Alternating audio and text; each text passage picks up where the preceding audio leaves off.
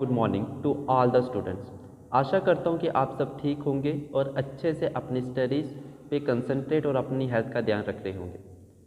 जैसे कि हमने unit 4 chemical bonding and molecular structure में first topic chemical bonding start किया था और उसमें हमने कल डिस्कस किया था हाइड्रोजन बॉन्ड।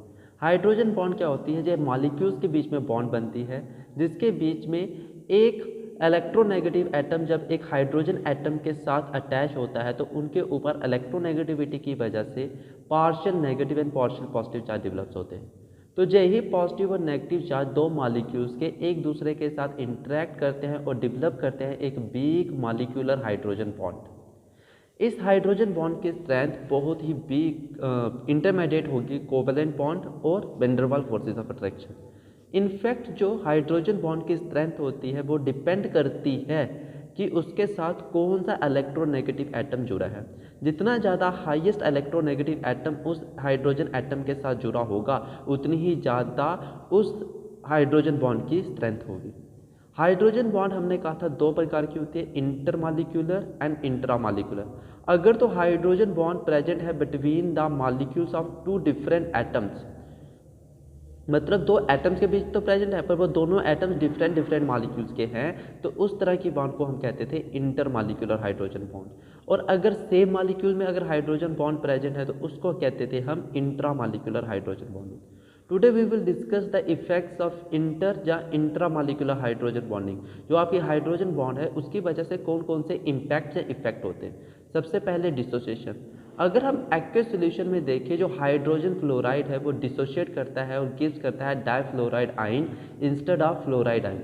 अगर HF टूटे तो HF को टूटना चाहिए था H पॉजिटिव और F नेगेटिव, पर HF टूट के HF2 नेगेटिव देता है। और ऐसा क्यों? क्योंकि जो हाइड्रोजन बॉन्डिंग की प्रेजेंस से होता है। This explain the existence of KHF2। On the other hand the molecule of HCl, HBr, H iodine do not have hydrogen bonding और इसीलिए KHCl2, KHBr2 और KH आयोडीन की एग्जिस्टेंस को जो एक्सप्लेन नहीं कर पाते। Association. Due to the hydrogen bonding दो या दो से ज़्यादा मॉलिक्यूल्स जो कंपाउंड के होते हैं वो एसोसिएट होते हैं और एक बड़ा यूनिट ऑफ मॉलिक्यूल बनाते हैं। जैसे दो मॉलिक्यूल्स हैं हमारे कार्बोक्सिलिक एसिड जैसे एसिटिक एसिड के, जो हाइड्रोजन बॉन्डिंग की वजह से एक दूसरे के साथ कंबाइन होंगे एक बड़ा डाइमर बड़ा मॉलिक्यूल बनाते हैं in the vapour state as shown. High melting and boiling point.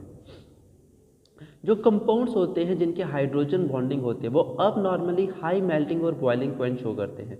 The high melting and boiling point of the compound such as water, hydrogen fluoride and ammonia containing hydrogen bonds. इस fact से explain किया जा सकता है कि पहले सिर्फ एक कोवेलेंट बॉन्ड तोड़ी जाती थी, अब एक एक्स्ट्रा बॉन्ड ब्रेक करनी होगी जो है आपकी हाइड्रोजन बॉन्ड। इसी वजह से unusual hydrogen high boiling point exist होता है हाइड्रोजन फ्लोराइड में 292.4 केल्विन का अमंग द हैलोजन एसिड, क्योंकि HF में क्या होती है हाइड्रोजन बॉन्ड। अब हाइड्रोजन बॉन्ड को तोड़ने के लिए भी एनर्जी लगेगी। वाटर जो होता है लिक्विड होता है, लेकिन बाकी जितने भी hydrogen selenium, hydrogen tellurium, hydrogen sulphur ये सब के सब गैसेस है at ordinary time. The reason behind this, क्योंकि वाटर में होती है आपकी हाइड्रोजन बॉन्डिंग जो काज करता है association of different water gas molecules to liquefy और जिसकी वजह से वो एग्जिस्ट करता है in the form of liquid. Next is solubility. जो कंपाउंड्स होते हैं जो हाइड्रोजन बॉन्ड फॉर्म करें विद द सॉल्वेंट मॉलिक्यूल्स वो सॉल्युबल होते हैं सच सॉल्वेंट्स में।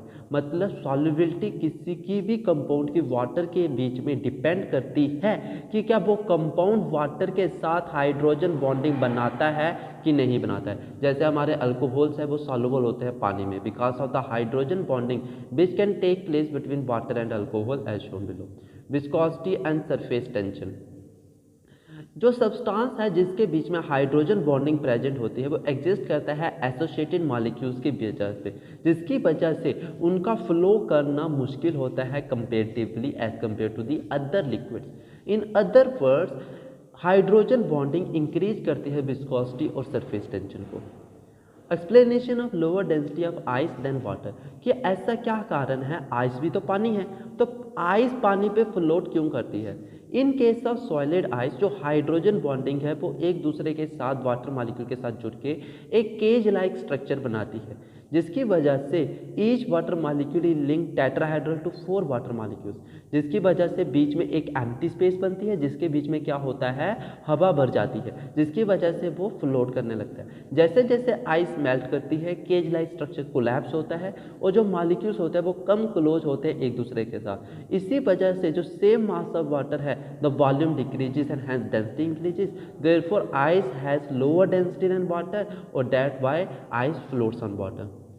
These are the various effects of hydrogen bonding. With this, today's lecture is over. Thank you students and have a very nice day.